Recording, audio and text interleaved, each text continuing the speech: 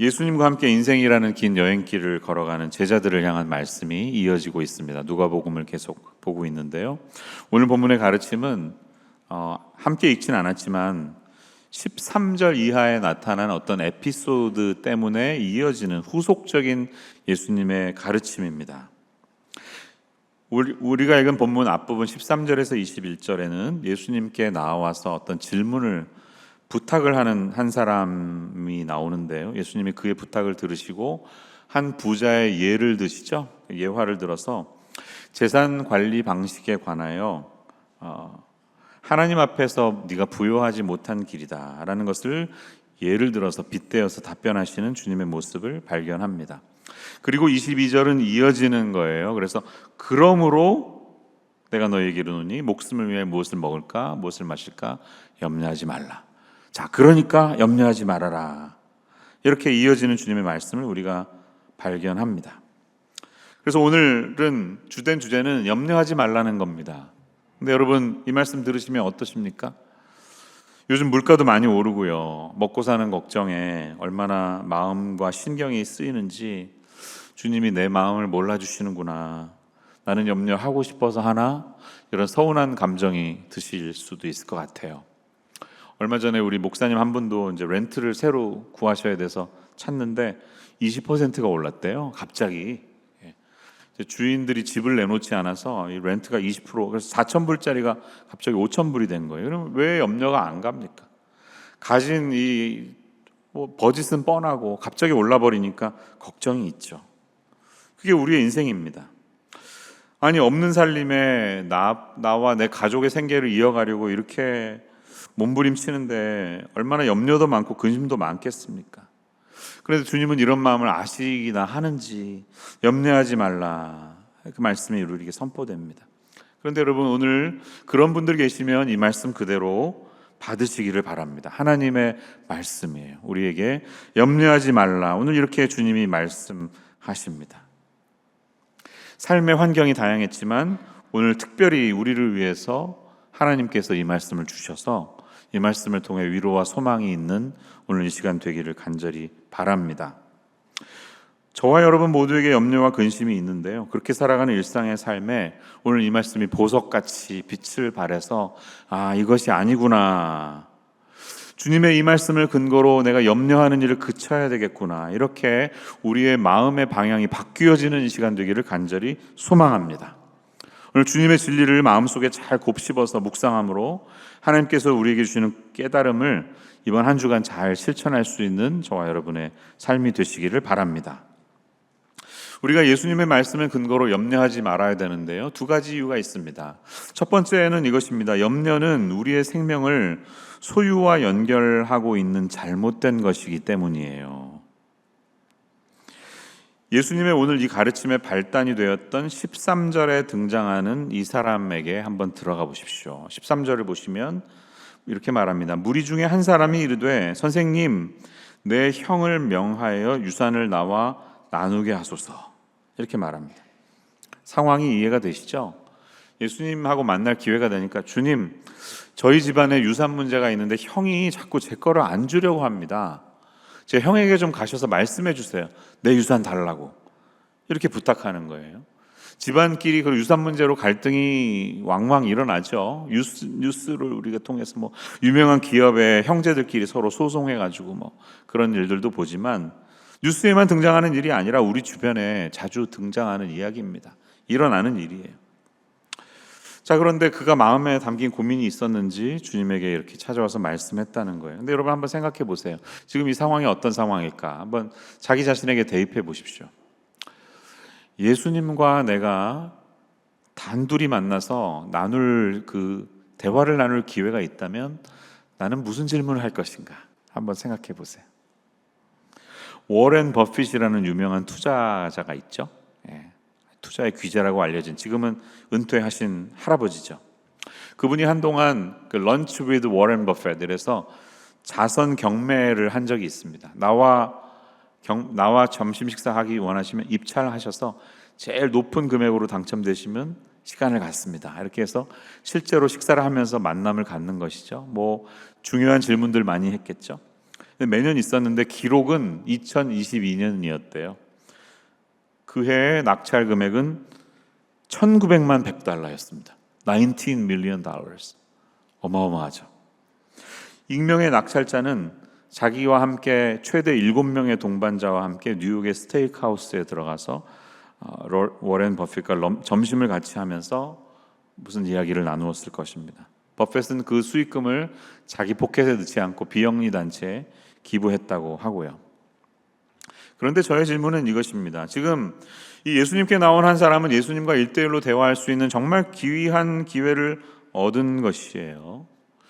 여러분에게 그런 기회가 온다면 과연 어떤 질문을 어떻게 던지시겠습니까? 설마 주님 내일 그 복권 당첨 번호가 몇 번이 될까요? 그런 질문 하실 분도 계실지 모르겠습니다. 그런 질문은 아마 아니겠죠? 네. 근데 이 사람의 경우는 자기 마음속에 가지고 있었던 제일 큰 번민과 고민이 입으로 터져 나온 건데요. 그게 유산 문제였던 거예요. 주님, 좀 이 문제를 좀 해결해 주세요. 형이 제 말을 듣지 않습니다. 예수님이 좀 저 대신 좀 찾아가셔서 제 몫의 유산 좀 달라고 말 좀 해주세요. 이렇게 부탁한 것입니다. 예전에는 법 시스템이 지금보다 더 약했으니 아버지가 돌아가시면서 유언을 제대로 남겨놓지 않으면 보통 토지 때문에 토지 문제로 형제들 사이에 분쟁이 많았을 것입니다. 이 사람도 아마 그런 일을 겪고 있는지 모르겠어요. 그런데 예수님의 반응은 이 말을 듣고 어떻게 반응하십니까? 좀 혼을 내고 계십니다. 이 사람아, 누가 나를 너희의 재판장이나 물건 나누는 자로 세웠느냐? 야, 내가 너네들 지금 재산 문제 정리해 주는 사람이냐? 이렇게 약간 역정을 내신 거죠. 주님이 혼내신 겁니다. 그렇게 말씀하시고 나서 삼가 모든 탐심을 물리치라, 이렇게 이어가고 계십니다.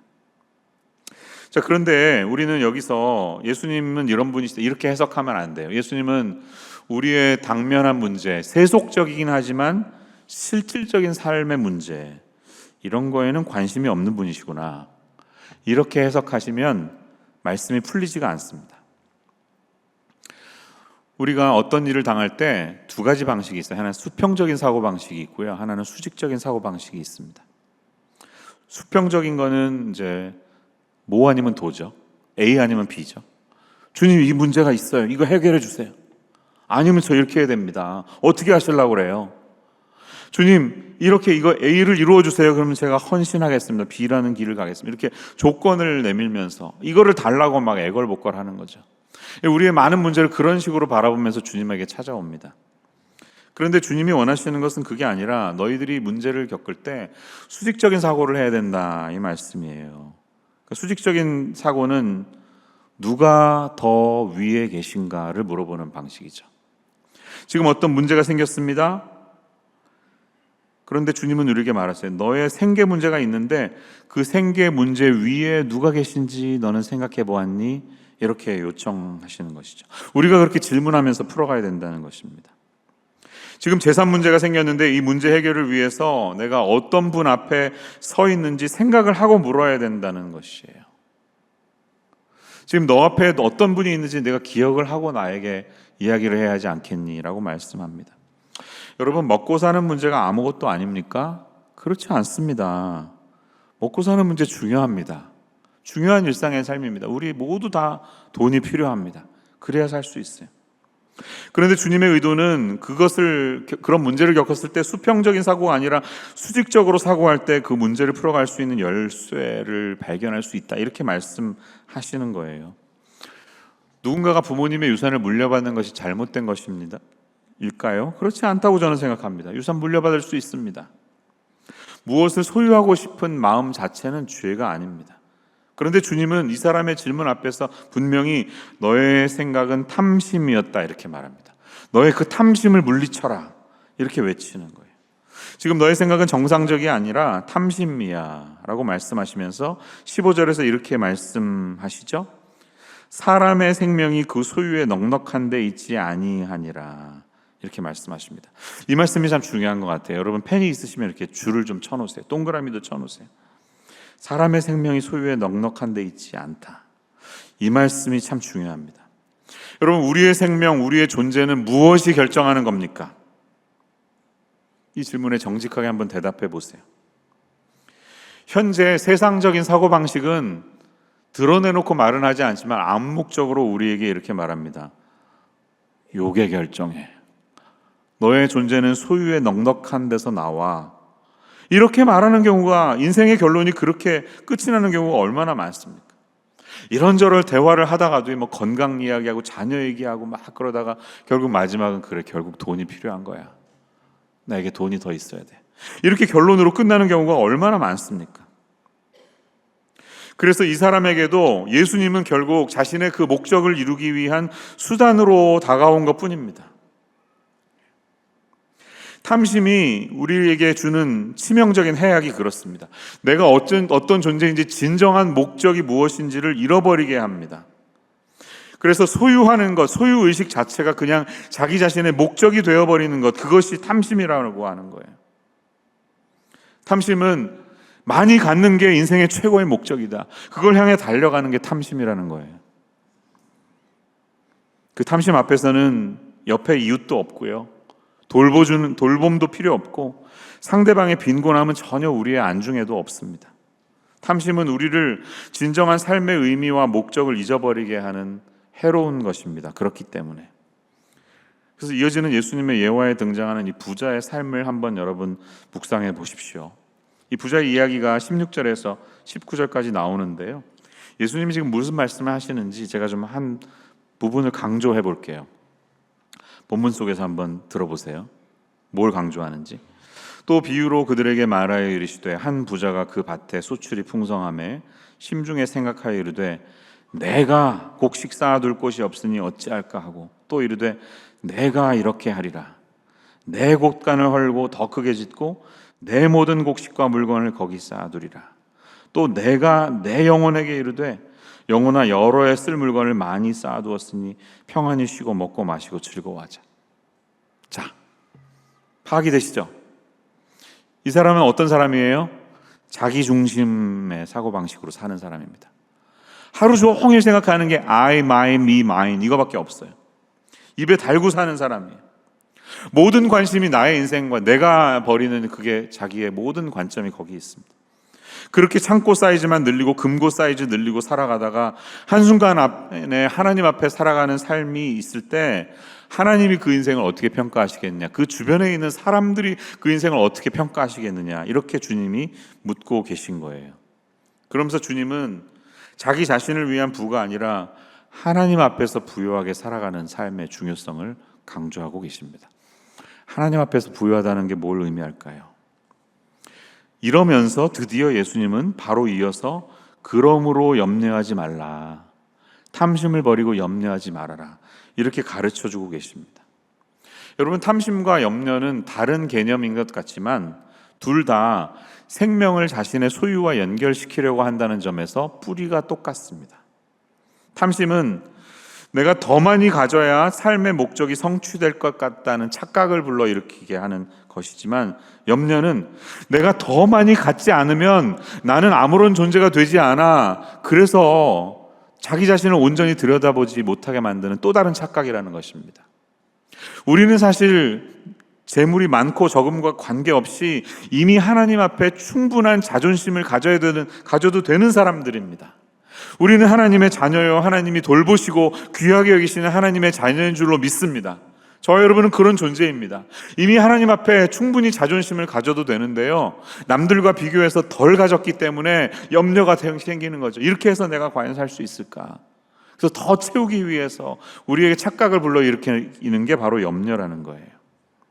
여러분, 오늘 말씀, 저를 통해서 하나님이 말씀하시는 거예요. 그렇게 살지 말아라, 이렇게 말씀하십니다. 그러니까 염려하지 말아라, 이 말씀을 하나님의 말씀이니까 아멘으로 받으시기를 바랍니다. 우리의 생명이 소유의 넉넉함에 있지 않습니다. 아멘이시죠? 우리 생명은 소유의 넉넉함에 따라 좌지우지되는 존재가 아님을 기억하시기를 축원합니다. 많이 가졌다고 해서 우리의 생명이 거기에 완전히 의존되는 것이 아닙니다. 부유한 사람도 한순간에 갈 수 있음을 기억하십시오. 그러나 반대의 경우도 있습니다. 먹고 사는 문제 때문에 염려하고 연연해 한다고 해서 절대로 우리의 삶이 하나님 앞에서 찌그러져 있거나 가치가 없는 존재가 된 게 아니라는 거예요. 그 사실을 기억하십시오. 탐심은 네가 이것을 더 가지면, 더 많이 가지면 네 인생이 안전하고 행복해질 거야, 이렇게 우리에게 말하는 거고요. 염려는 네가 이것을 갖지 않으면 네 인생은 절대로 안전하지도 행복하지도 못할 거야 라고 반대로 우리에게 속삭이는 것입니다. 사실 비슷한 영역에서 말하는 거예요. 저와 여러분의 생명이 우리의 소유의 넉넉함에 있지 않듯이 우리 생명의 안전도 소유의 부족함 때문에 결정되지 않는다는 사실을 기억하시기를 바랍니다. 주님의 말씀 아멘으로 받으세요. 왜? 우리의 염려는 돌보시는 하나님 앞에 결국은 아무것도 아니라는 겁니다. 예수님의 의도는 그거예요. 음식과 의복을 우리에게 주셔서 우리가 생활하기 전에 먼저 우리에게 몸을 주시고 생명을 주셔서 이렇게 살아가게 하시는 하나님의 신실하심이 우리를 돌보고 있음을 기억하는 하나님의 자녀가 되라, 이렇게 우리에게 도전하시는 겁니다. 까마귀를 보세요. 어디서 누가 먹이는지 몰라도 알아서 잘 크고 까만 깃털이 번쩍번쩍합니다. 잘 자라고 있습니다. 하나님이 까마귀를 기르듯이 저와 여러분을 그렇게 길러가고 계십니다. 염려한다고 해서 우리의 키가 5cm도 자라지 않는 것처럼 염려는 쓸데없는 것이다, 주님이 말씀하십니다. 들에 피는 백합꽃 하나도 하나님이 그렇게 아름답게 빚으시고 귀하게 여기시는 것처럼 저와 여러분의 생명도 하나님 앞에서 굉장히 귀하고 아름다운 존재라는 사실을 잊지 말라는 것입니다. 야, 까마귀도 백합화도 들의 풀도 그렇게 자라는데 하물며 너일까 보냐, 하물며 너일까 보냐, 이렇게 우리에게 외치시는 예수님의 음성을 들으시는 오늘 이 하루 되시기를 간절히 축원합니다. 지난주 한국의 주식시장은 롤러코스터와 같았다고 합니다. 코스피는 월요일 날 6,755포인트였는데요. 화요일 하루에 갑자기 10.84%가 떨어졌습니다. 수요일에도 또다시 5.98% 하락했습니다. 목요일까지 사흘 동안 자그만치 17%의 지수가 사라졌습니다. 100만 원이 있었다면 17만 원이 갑자기 날아간 거예요. 코스피와 코스닥 시장 거래가 이틀 연속 중단되는 사상 초유의 일도 벌어졌습니다. 그런데 금요일이 되자 정반대의 일이 일어났습니다. 코스피가 하루 만에 17.91%, 무려 1000포인트나 갑자기 상승한 것입니다. 한국 주식 역사상 가장 큰 상승이었다고 합니다. 목요일까지는 여러 공포심으로 주식을 막 팔던 사람들은 금요일에 폭등을 바라보면서 무슨 생각을 했을까요? 땅을 치고 후회했던 사람도 있을 거예요. 그러나 어떤 사람은 당장 내일 월요일은 또 어떻게 될까? 더 두려워하는 사람도 있을 것입니다. 여기서 더 내려가면 어떻게 되는 거지? 떨어질 때는 떨어질까 봐 염려하고 오를 때는 나만 그 기회를 놓칠까 염려하는 게 우리의 인생인데요. 흥미로운 사실은 그렇게 엄청난 폭락과 폭등을 겪고도 일주일 전체를 보니까 코스피는 결국 1.4% 하락했다는 것입니다. 1.4%. 매일 숫자를 바라보는 사람의 마음은 천국과 지옥으로 갔지만 한 주의 시작과 끝의 차이는 그다지 다르지 않았음을 보게 된 것이죠. 어쩌면 이것이 바로 염려가 우리에게 주는 사이드 이펙트가 무엇인지를 보여주는 아주 단적인 예라고 할 수가 있겠습니다. 주식 시세에 따라 왔다 갔다 하는 게 우리의 마음인데요. 큰 시각으로 보면 무엇이 달라졌냐 이렇게 물을 수가 있겠죠. 여러분, 그래서 이 크리스찬이 주식을 해도 되나 이렇게 질문하는 분들 계신데요. 저는 투자 차원에서 할 수 있다고 생각합니다. 그런데 성경은 투자와 투기를 구분하라 이렇게 말을 하죠. 투기는 하지 말라고 말합니다. 이 말은 다 받으시죠. 그런데 투자와 투기가 어떻게 다를까요? 그냥 일반적으로 말할 때 건전하게 하는 것은 투자다, 건전하지 않은 방식은 투기다 이렇게 말합니다. 그런데 그게 도대체 무엇이냐 반문한다면 어떤 분이 농담처럼 이렇게 재밌게 말씀하신 것이 기억이 납니다. 이렇게 말했어요. 투자는 돈이 일하게 하면서 내가 잠자리에 드는 것인데 투기는 내가 밤새도록 주가를 보느라 돈도 나도 잠을 못 자는 것이다. 이러면 투기라는 거예요. 공감이 되시나요? 맡겨놓은 돈이 어떻게 될까 봐 밤새도록 걱정하면서 자지도 못하고 눈이 시뻘개져가지고 충혈된 채 잠을 이룰 수 없다면 그것은 분명히 투자는 아닐 것입니다. 그런 건 내려놔야 돼요. 어떤 자산의 가치가 소중함을 믿고 위험을 무릅쓰고도 투자할 수 있겠죠. 언젠가는 그 가치가 빛을 발할 때가 오니까. 그렇지만 그 동기가 가치에 대한 게 아니라 욕망 때문에, 여기 들면 많이 뛴대 이래가지고 남의 말 듣고 하면 그거는 위험이 있음에도 그것을 무시해버리는 투기가 되겠죠. 그게 투기입니다. 12장에서 나오는 이 부자는 여러분 생각해 보시면 그는 열심히 농사 지었어요. 소출이 많으니까 창고를 더 크게 지은 거예요. 건전한 경제 활동을 했던 사람입니다. 그의 문제는 농사를 지었거나 재산 자체가 문제가 아니었습니다. 어느 순간 자기가 벌어들이고 있는 재물이 나의 생명과 미래를 보장해 준다는 마음이 들었을 때, 그때 그의 건전한 경영은 탐심으로 바뀐 겁니다. 우리도 마찬가지예요. 어느 순간 우리의 그 욕망이 탐심으로 바뀔 때가 있습니다. 그때를 조심하세요. 우리가 하나님의 이름으로 여러 투자를 할 수 있겠죠. 그러나 여러분이 무엇을 하더라도 그 과정을 통해 내 존재 가치가 흔들리고 밤잠을 이룰 수 없는 상황이 된다면 그것은 절대로 주님이 원하시는 길이 아닙니다. 그런 길은 내려놓으세요. 당장 팔아치우세요. 그냥 깔끔히 털어버리세요. 그리고 밤에 주무시는 게 훨씬 더 좋습니다. 그러므로 여러분 염려하지 마십시오. 주님이 우리에게 말씀하십니다. 탐심을 내려놓고 염려하지 말아라. 두 가지가 연결되어 있는 거예요.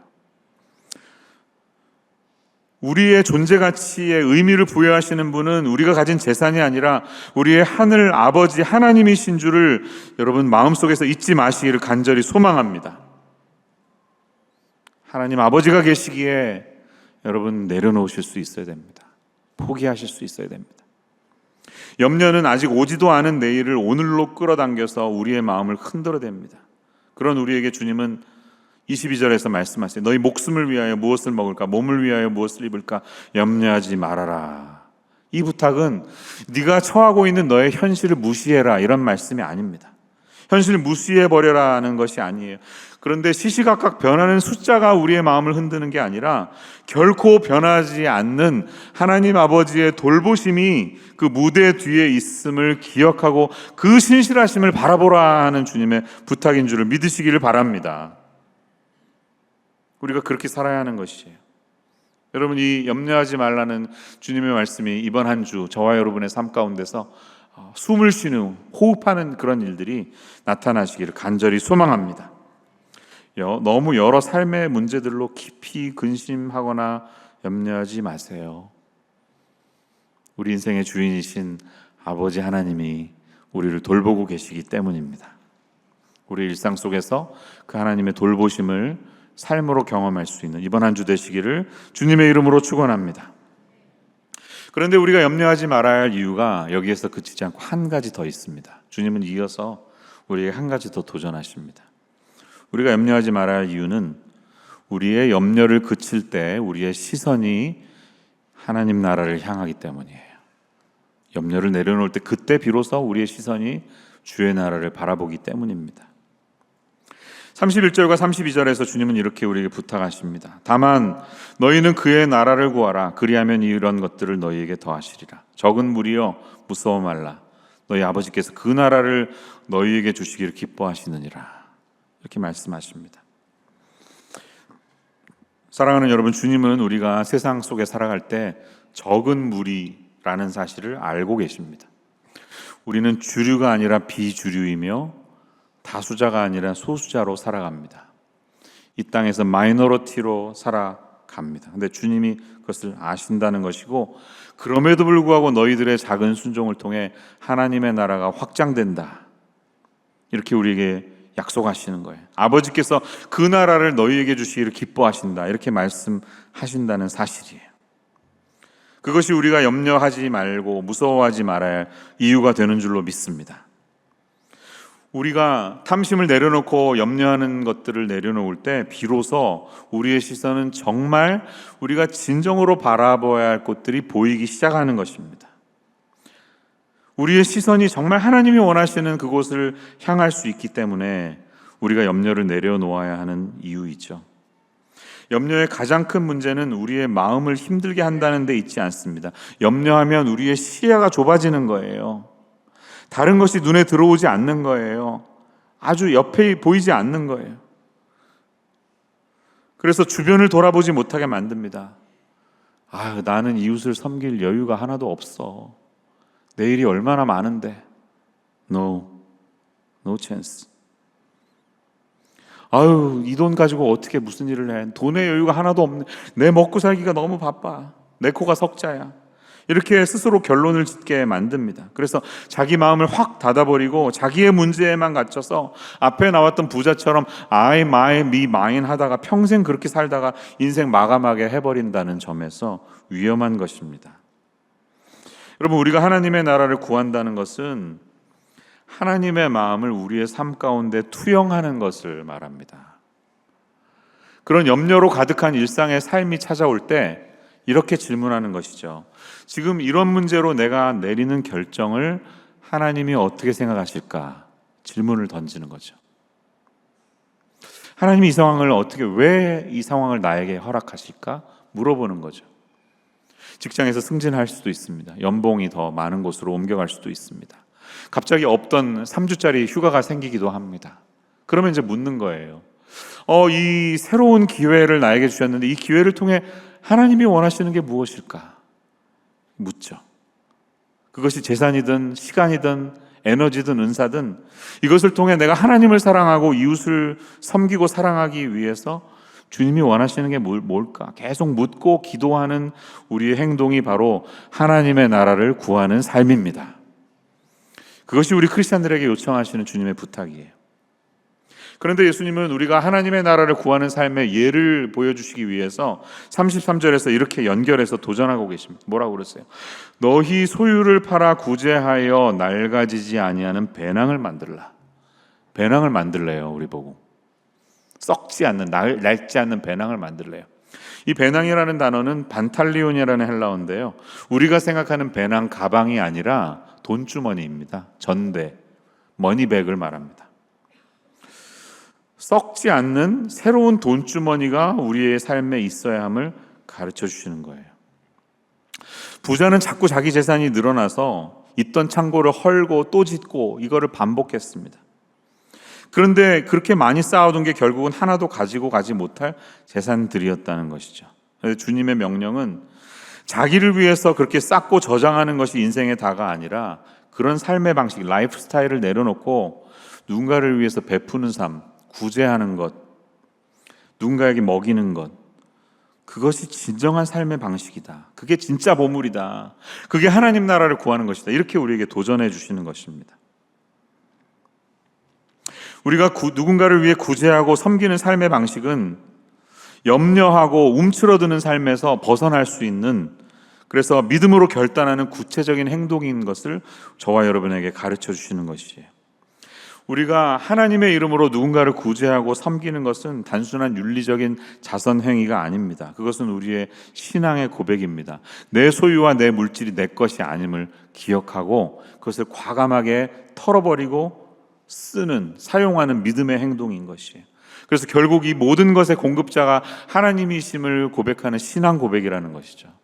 인간적으로는 우리 11조 하기 어렵습니다. 어떻게 11조를 해요? 갑자기 수입의 10분의 1이 줄어드는데. 할 수 있는 것은 믿음의 고백이기 때문이에요. 하나님이 주인이시고 그분이 채워주신다는 고백이 담겼기 때문이에요. 그렇게 한번 해보라는 것입니다. 그런데 주님은 너희 돈주머니를 다 없애버려라 이렇게 하지 않으십니다. 너희 소유를 다 팔아서 없이 살아라고 말씀하지 않으세요. 제자들에게 아무것도 소유하지 말라는 금욕주의를 가르치시는 게 아니라 새로운 돈주머니를 만들라고 하는 거예요. 새로운 채널을 만들라고 하는 것입니다. 우리가 똑같은 돈을 쓰고 베풀어도 새로운 방식으로 사용하는 새로운 채널이 있어야 함을 가르쳐 주시는 거예요. 제가 굉장히 부족하지만 또 교만할까 봐 조심스럽지만 조금 제 이야기를 해보겠습니다. 저는 아주 미약한 펀드를 가지고 있는데요, 분명한 원칙에 따라서 합니다. 어떤 돈이 제게 들어올 때가 있어요. 어떤 분이 쓰라고 주신다든지 이렇게 돈을 가끔씩 이렇게 예상치 못한 돈이 생길 때가 있어요. 그러면 이거는 나의 개인적인, 나의 가족을 위해 쓴 것이 아니다, 이렇게 하나님이 마음을 주실 때가 있어요. 그럼 그것을 다른 어카운트에 넣어놓습니다. 이건 내게 아니야, 이렇게 마음을 먹어버리죠. 그리고 이제 기도하면서 일상을 살아가다가 이렇게 필요가 보이는 경우가 있어요. 하나님이 마음을 주실 때가 있어요. 그럼 거기에서 그 돈을 사용합니다. 어카운트를 쓰는 거예요. 너무 얼마인지 궁금해하지 마세요. 많은 돈은 아닙니다. 여러분 생각하는 돈에서 공 하나 빼시면 될 거예요. 그런데 여러분, 이러한 결단, 작은 결단과 실천이 저를 항상 정신 차리게 만듭니다. 행여나 물질이나 그런 재물들이 저를 타락의 길로 가지 않도록 하는 방패 역할을 하는 것이죠. 내 것과 하나님의 것을 분명히 구분해 놓는 것이죠. 어쩌면 주님이 우리에게 그런 삶의 방식을 요구하시는지 모르겠습니다. 예수님은 말씀을 맺으시면서 너희 보물이 있는 곳에 너희 마음도 있다, 이렇게 결론을 맺으시는데요, 우리는 흔히 마음이 가는 곳에 결국 돈을 쓰게 돼 있다, 이렇게 해석을 하기도 하지만 그 반대의 경우도 있음을 기억하십시오. 돈을 사용하는 것으로 너의 마음이 결국 움직인다, 이렇게 볼 수도 있는 것이에요. 나의 재정 생활이 어떤지 스스로에게 한번 물어보십시오. 만일 나의 시간과 물질과 모든 것들이 자기 자신만을 위해 사용되고 있는 현재의 모습이 있다면 그 마음은 아마 하나님의 나라를 향하지 않고 있는 것일 겁니다. 주님은 우리가 주님이 요구하신 방식대로 살아가면서 우리의 마음의 방향이 바뀌는 영적인 훈련을 감행하기를 기대하고 계시는 것이에요. 내 소유의 일부를 팔아서 누군가를 섬기는 거 여러분 자연스럽습니까? 절대로 자연스럽지 않습니다. 어느 누가 그게 저는 자연스러워, 한번 손 들어보세요. 그게 자연스러우신 분. 쉽지 않은 거죠. 아무나 할 수 있는 게 아닙니다. 평소에 우리는 그렇게 살지 않기 때문입니다. 보통 내가 벌면 내가 쟁여놓죠. 내 건데 어디 이걸 팔아서 남에게 줘요. 말도 안 되죠. 쟁여놓는 게 정상이죠. 그런데 자연스럽지 않은 새로운 삶의 라이프 스타일이 하나님 나라의 제자를 길러내는 것이다. 주님이 우리에게 이렇게 도전하는 것인지 모르겠습니다. 우리가 예수님의 제자로 살다 보면 평소에 익숙하지 않은 도전을 받을 때가 있어요. 해보지 않았던 거예요. 가지 않았던 길이에요. 그렇게 돈을 써본 적이 없어요. 그런데 그러한 선택을 내리기를 요청하실 때가 있어요. 그러면 한번 해보는 겁니다. 과감하게. 그러면 우리가 영적으로 더 성장해 있는 거예요. 이래서 이 상황을 허락하셨구나, 배우게 되는 것이죠. 그런 경우가 얼마나 많이 있습니까? 단기 선교를 가는 거 사실 쉽지 않습니다. 그렇죠? 내 시간의 일부를 떼어내야 합니다. 어떤 분은 이것 때문에 휴가를 금쪽 같은 휴가를 써야 하기도 합니다. 또 비행기표를 구입하기 위해 내 돈을 투자해야 됩니다. 막상 거기 가보면 뭐 휴가 갔듯이 그렇게 시원한 호텔방에서 뭐 그렇게 할 수 없잖아요. 하루 종일 땀 흘리면서 뭐 이렇게 섬기는데 즐겁기도 하지만 고생스럽잖아요. 그러고 나서 돌아오면 자괴감이 들 때가 있죠. 내가 이렇게 귀한 휴가를 이렇게 써버리나? 이게 맞나? 나도 쉬어야 되는데 나는 언제 쉬나? 그런 질문을 우리는 하기도 합니다. 정상적이지 않아요. 그런데 정상적이지 않은 그걸 한번 해보라는 겁니다. 자연스럽지 않은 거를 한번 해보라는 겁니다. 제자의 길이 그렇다는 것이죠. 탐심이 없어지길 원하시죠? 여러분 다. 탐심이 있길 원하는 분, 크리스찬은 아무도 없을 줄로 믿습니다. 그런데 탐심이 사라지려면 어떻게 됩니까? 그러면 이렇게 참으면 됩니까? 주여, 탐욕이 없게 하옵소서, 이러면 없어집니까? 안 그렇거든요. 탐심이 사라질 수 있으려면 새로운 방식으로 삶을 사시면 돼요. 이전까지 내가 살아왔던 방식, 모으면 쟁여놓고 나를 위해 쌓아놓고 나를 위해 쓰고 내 건강과 내 자식들을 위해 쓰던 그 방식에서 벗어나서 과감히 나와 아무런 관계도 없는데 그 사람을 위해서 써보는 거예요. 새로운 방식. 그러면 탐심이 사라질 거예요. 염려는 사라질 거예요. 우리가 주님의 제자가 될 거예요. 주님이 지금 이 말씀 하시는 겁니다. 전에는 한 번도 생각해 본 적도 없고 꿈도 꾸어본 적이 없었던 방식입니다. 어디 이 소중한 재산을 팔라고, 이 소중한 주식을 어떻게 팔어? 이렇게 반문하던 우리의 삶의 방식이 조금씩 변화하기 시작합니다. 그래서 어떤 때는 나와 아무 관계없는, 대가를 전혀 기대할 수 없는 사람인데 기꺼이 그 사람들을 위해 내 밥을 삽니다. 내가 쏠게요. 섬기는 거죠. 돌아오지 않는, 귀환하지 않는 환대를 하는 거예요. 이게 크리스찬의 길임을 압니다. 전혀 알지도 못하고 관심도 없던 선교지에 서서히 마음이 쓰여서 드러났던 적금을 깨기도 합니다. 아유, 지금 돈이 거기 필요하시네. 거기 드릴 수 있는 결단도 생기는 거예요. 이런 거 다 정상적이지 않습니다. 자연스러운 게 아닙니다. 비정상이 비정상. 근데 주님은 그렇게 우리가 새로운 열정과 새로운 삶의 방식을 가지고 살아갈 때 비로소 그때 염려 대신에, 근심 대신에 하나님의 나라가 우리의 눈에 더 크게 들어올 것이라고 강조하고 계신 것이에요. 이게 오늘 우리에게 주시는 주님의 도전입니다. 새로운 방식으로 좀 살아보라는 겁니다. 32절 말씀을 다시 언급하면서 오늘 말씀 맺으려고 합니다. 적은 무리여 무서워 말라. 여러분, 두려워하지 마십시오. 왜? 아버지께서 그 나라를 너희에게 주시기를 기뻐하시느니라. 두려움이 왜 없겠어요? 근심이 왜 없겠어요? 저는 월급도 얼마 되지도 않는데요, 하나님. 이 작은 돈으로 뭘 할 수 있을까요? 저는 별로 배운 것도 없고 강의를 하라고 하는데 저는 가르칠 능력이 없는데요. 이 똑똑하신 사람들 앞에서 제가 뭘 가르칠까요? 저는 학력도 낮습니다. 이렇게 계속 움츠러드는 우리의 모습 때문에 우리가 염려하는데요. 한번 그거 털어보라는 거예요. 아니야, 그렇지 않아. 그것을 뚫고 네가 새로운 방식으로 살아보면 하나님이 그 나라를 너에게 주기 원하신다. 하나님이 일을 하시겠다는 겁니다. 이렇게 살아갈 수 있는 저와 여러분의 삶이 되기를 간절히 소망합니다. 주님은 우리가 너희들이 가진 게 많으니까 그 많이 있는 것 중에 좀 나누라 이렇게 하지 않으십니다. 너희 아버지께서 그 나라를 주시기를 기뻐하시니까 두려워하지 말고 나누면서 살아라 이렇게 말씀하시는 거예요. 나눔의 근거가 내 소유의 넉넉함이 아니라 하나님 아버지의 넉넉함이시기 때문이에요. 할렐루야. 우리 하나님이 넉넉하신 분이기 때문이십니다. 오병이어의 비유를 들어볼게요. 그런 거예요. 굉장히 비천해 보였는데 헌신해서 드리면 놀랍게 채우시는 거예요. 그런 경험 해보셨습니까? 저는 해봤습니다. 이거 이렇게 쓰면 이제 더 이상 들어올 게 없거든요. 근데 하면 이상한 방법으로 들어와.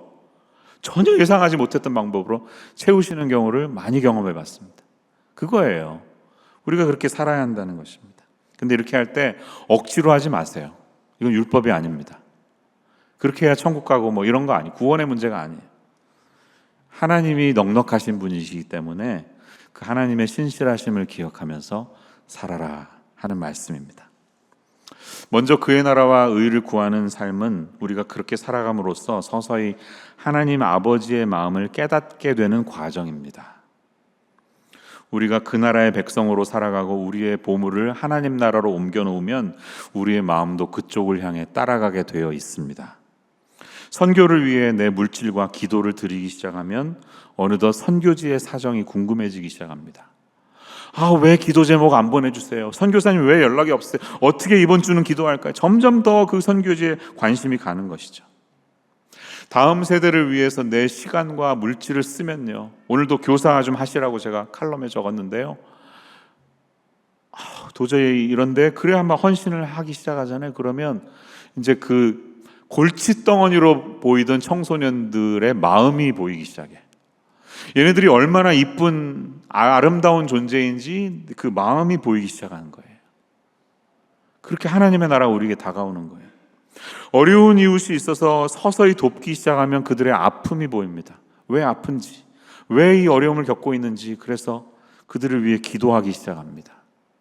빈곤의 문제를 겪고 있는 잘못된 시스템이 보이면 하나님이 그 시스템을 좀 고쳐달라고 중보기도 하기 시작합니다. 하나님의 공의와 정의가 이 땅에 회복되게 해달라고 기도하는 것입니다. 그런 게 하나님 나라의 백성의 삶이라는 것이죠. 사랑하는 성도님들, 저와 여러분의 시선이 우리의 먹고 사는 문제가 아니라 하나님 나라를 위한 시선으로 변화될 수 있기를 간절히 소망합니다. 이번 한 주 주님이 주는 위로와 도전 속에서 탐심과 함께 염려를 내려놓음으로써 정말 주님이 원하시는 그 하나님 나라의 제자의 삶을 살겠습니다라고 결단할 수 있는 저와 여러분의 인생 되시기를 주님의 이름으로 축원합니다. 기도하겠습니다. 하나님 아버지, 예수님과 함께 동행하며 걸어가는 이 땅의 삶이 결코 녹록하지 않습니다. 먹고 사는 문제, 직장의 문제로 걱정과 근심이 많을 때가 있습니다. 근데 그 근심이 있는 것이 잘못이라 하지 않으시고 주님은 더 큰 시선으로 하나님 아버지의 신실하심을 보라 하시고 주님 나라의 풍성함을 보라 우리에게 도전하시니 주신 말씀 그대로 받겠습니다. 우리의 개인적인 욕망과 우리의 염려들을 다 내려놓고 그 마음을 하나님이 새로운 방식으로 빚어가시는 놀라운 일들이 우리의 삶 속에 일어날 수 있기를 원합니다. 오늘도 우리를 부르시는 부르심 따라서 오늘 즐거운 마음으로 찬양하며 순종할 때 그 모든 것들을 채우시는 주님의 은혜가 저희의 삶 가운데 일어나는 한 주간 되게 하여 주옵소서. 예수님의 이름으로 기도합니다.